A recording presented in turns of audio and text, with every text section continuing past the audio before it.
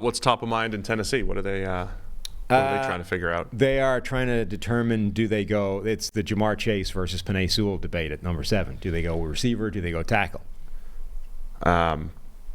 This is interesting because I don't want to say we were firmly in the camp. I think you were pretty much toss-up. Yeah. Chase versus Sewell. There wasn't a wrong decision. Yeah. I would have leaned Chase. I think that was the guy that I would have said Chase at the time. Right. I think my perspective changes, I think, depending on the situation. It feels like Tennessee they have to take care of the foundation of the offensive line first. That's where I think they are as an organization. With Cincinnati, I think at the time I was thinking, oh wait, we are going to add him to Higgins and Boyd, and now we've got the trio, and that will offset the offensive line because of all of those guys. And with Tennessee, I'm just like, man, they've got I guess they have 2 decent starters. I'll say Peter Skoronski is going to be okay going forward, Daniel Brunskill, but the tackle situation has been so bad there, and there's no hope, I don't think, on the roster that I think tackle's the way to go. I would take Joe Alt if he's there. I will say, I don't think it's the same conversation. Like the Bengals at 5 that year, it was, you're going to get, I mean, you basically have a choice. Do you want the generational wide receiver or the generational tackle, as they were seen at the time, right? Or at least generally speaking. The Titans, I mean, they might have the choice between tackle 1 in this draft and wide receiver 3. Like it's not, you're very unlikely to, if you're Tennessee, to have the decision between Joe Alt, if he's your number 1 guy, and Marvin Harrison Jr. Right. Harrison Jr. is going to be gone. Odunze or Neighbors might be gone. You might be picking the 3rd guy versus the top tackle on the board when that's a bigger need. The Bengals were picking at 5 in a year where there were 5 first-round quarterbacks, and who knows who ends up there, but there were 3 that went in the top 3. Could get the same thing here, but the Titans are picking at 7. So, yeah, it's not necessarily the same thing. I think Joe Alt's their best case scenario. Big Joe Alt fan. I think he's going to be very good at left tackle. But there's a lot of holes. So another question they asked was, would you kick Skoronski out to tackle and give him a chance at that this offseason? I would always do that, yes. Even with drafting Joe Alt? Yeah, because you need a right tackle too. Right. You need 2 different tackles. Now with Skoronski, it's a bit of a double whammy. You're flipping sides and maybe moving him to tackle. Or don't switch sides. Play him at left tackle. Or play him at left tackle. Joe Alt to right. Yeah, it really doesn't matter. I mean, people are still talking about like what a prototypical left tackle looks like. I still see people being like, well, Fuaga played right tackle, so if you need a right tackle, just get him. It's like, man, the 2 best right tackles in the NFL, Ryan Ramczyk and Penei Sewell, played left tackle.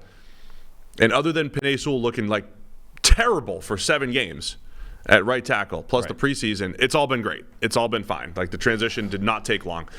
Anyway, there's one other thing I wanted to add to that. Oh, Skoronski. I'll say this a lot during draft season, and now that Combine Week is, arm length and measurable season and the whole thing, Luke Gedeke from the Tampa Bay Bucks is the example, right? He struggled at guard. Gedeke played very good right tackle in college at Central Michigan, gets drafted to the NFL. They moved him to guard. He struggled at guard, struggled with power, and then the Bucks give him a shot to play right tackle again last year, and he was a good, solid right tackle despite his 32.5-inch arms. He overcame it, right? He's the guy where as soon as his measurables come out, you're like, oh, guard conversion has to happen. And once he got moved to tackle, he was a better tackle than guard. And so like that would be the guy that you would look at if you're the Titans and say, can Skoronski do this? And then the thing that we always weigh, if you believe, is Skoronski going to be an elite guard, or is he going to be a good enough tackle? And which one is more valuable? And from a scarcity, like from an on-field value standpoint, it might be a wash. Maybe the guard's better. But from a scarcity standpoint, finding tackles is difficult. Finding starting tackles is difficult. And if you have one on your roster, you let him do it. So I would let Skoronski take a shot at tackle. The other interesting element of the Tennessee offensive line, which let's remember has been the worst line in the NFL for 2 straight years now, the coaching hiring they've made is bringing in multiple Callahans, right, who have a track record of really good offensive line development. So as much as on paper the group that they currently have looks crappy, it looks like the worst offensive line in the NFL because nothing's changed yet. I do wonder what impact they can make on several of the players in that group. I mean, Skoronski is the obvious one, right? Skoronski is the obvious one because we think he has really high-end talent. But, like, Dylan Radunz played some okay football last year and had been a disaster up until that point. But, you reverse back a while, and it's like Radunz was a pretty highly thought-of prospect when he came out. I do kind of Nicolas Petit-Frere, was a third-round pick, something like that. Yeah. And obviously Andre Dillard with first-round pedigree, albeit no real evidence. Petit-Frere played as a rookie at right tackle. Now Dillard came from Philadelphia, where they've got a pretty good development pathway themselves. But I do wonder, like, what impact Callahan can have on the group that's already there before you start getting to what can we add to this and what can we improve personnel-wise. Yeah, I've said that for years. I do think that the O-line, if you have a difference maker at offensive line coach, of all the position coaches, it probably has the chance to make the biggest difference. So that is definitely something to keep an eye on if you're Tennessee. The reason why they're debating receiver is you've got DeAndre Hopkins, remember, a late addition last year. We didn't know where Nuke was going to go across the NFL. He goes to Tennessee. At the time, Tennessee had the worst on-paper receiver group, right? I mean, it was Traylon Burks, Nick Westbrook-Akina. Still have Traylon Burks there, who hasn't really developed as a former first-round pick. Hopkins is clearly the top guy, but he's in his last year of his contract.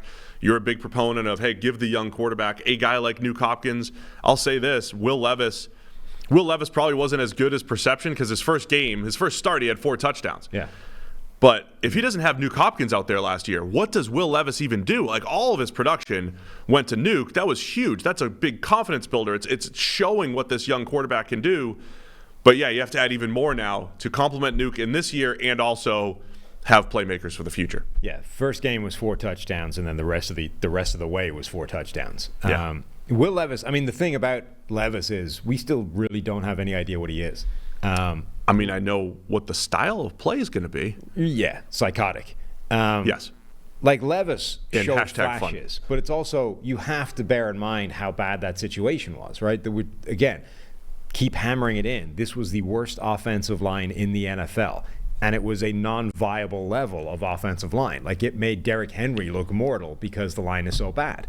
So that all factors into what Will Levis was doing. You can't fairly evaluate what Levis was because the situation wasn't workable, and yet he made some things happen. So the fact that he made some things happen in that situation is at least indication enough that we give him this year and we see what we have. But it doesn't mean that if we improve the offensive line, let's say they come in between personnel and Callahan, they wave a magic wand, and that line ranks 16th this year in the NFL, right? They have achieved creep back toward average in an offseason. That doesn't mean that Levis will look any different whatsoever. He might look exactly the same, and he was just able to make that work behind a terrible offensive line, but it looks exactly the same behind a reasonable one. And if that happens, like, the Titans still don't have a quarterback. I mean, he was a second-round pick. Now, reportedly, Tennessee was – remember, they picked Skoronski at, 11? Right. So they didn't take Levis at 11. Reportedly, they were trying to get back into the first to get him. So they liked him enough, right? It's not as simple as, well, the NFL thought he was a second-round pick. What really happened was, I think, teams said, we're not picking a quarterback. And I like Levis. Yeah. I'm just saying that we still don't really have any idea whether he's a quarterback or not in the NFL. But he's got at least one more year to prove himself, and so they're not looking beyond. They're going to try to. They've got a lot of cap space. They're going to try to. But I think you have to build the infrastructure here. The job now needs to be, let's make sure we can at least fairly evaluate. Yes, which for means receivers and offensive line. I would still try to bring in more talent on the O-line. They have the money. Free agent wise, they do need a center because the modern marvel of Aaron Brewer hits free agency. Are they in the mix for the Kevin Dotsons, Robert Hunts, Kevin Zeitler of the world? Zeitler was with Bill Callahan at some point, probably. I don't remember offhand. Anyway, do you bring in just some starting guards, especially if you're going to kick Skoronski out to tackle? I mean, they're a team where I think everything they do this offseason effectively could be offense. Forget defense for a year. Your job is put as much around Will Levis as possible so that you can at least figure out if Will Levis is a quarterback or not. Because if you can't figure that out, you're in exactly the same position as if he isn't. Yeah. It's just you don't know if you're legit or not. Like, you might have tainted the experiment. Yeah. And then look, I'm a big fan of filling the needs before free agency, before the draft and the whole thing. But even if you bring in multiple offensive linemen, and like to your point, okay, let's figure out what we have in him. If they had a shot at Malik Neighbors or Roma Dunze versus Joe Alt, yeah, maybe if they do well in free agency and bring in some starters, you could say, okay, give me one of those receivers, pair them with Nuke, Traylon Burks becomes your 3, and maybe he becomes that kind of yak guy that he was in college, right? Instead of trying to be this all around receiver, right? Maybe that is a good situation. I do think, though, that the tackle, the Joe Alt, having a rookie contract tackle is a pretty good advantage. But so you'd have to be really shrewd in free agency, shore up the offensive line first before I'm willing to go and say, okay, give me the receiver, and now give me Levis with first round receiver plus Nuke plus Traylon Burks, and now we're cooking. I mean, it's also similar to the one of the reasons that would push you to the Penei Sewell side or the Joe Alt side of the equation is always, what does the second round look like, right? Yeah. What is the supply and demand deal here? Because it's not just in isolation player X versus player Y. It's you're going to have a chance to come back and hit the other one the next round. I'll tell you, yeah. I mean, I'll tell you one guy that is on my no draft list just because the production isn't there is Tyler Guyton, the tackle out of Oklahoma. Right. But if you trust your offensive line coach, the potential's through the roof, right? Sure. That's one of those where my eyes are saying this dude can be something, but the production says no. But Guyton could be a really good developmental tackle. But I think generally in the NFL draft now and for a while, there's been so much more capacity to draft receivers in the second, third, fourth round that can come in and be good. Yes, that's the point you're really trying to make, right? Yes. So if you are picking number 7, like they pick number 7 and number 38, right? If we assume that in some combination that is tackle wide receiver, and it may well not be, like who knows, but it's not just it's Joe Alt or Fashanu or whoever you want to pick at that spot, Fuaga. Or Neighbors or Dunze, whichever one of those is available, or plus the second round version, which could be Tyler Guyton. But in the second round, you could have a ton of really good wide receivers as well.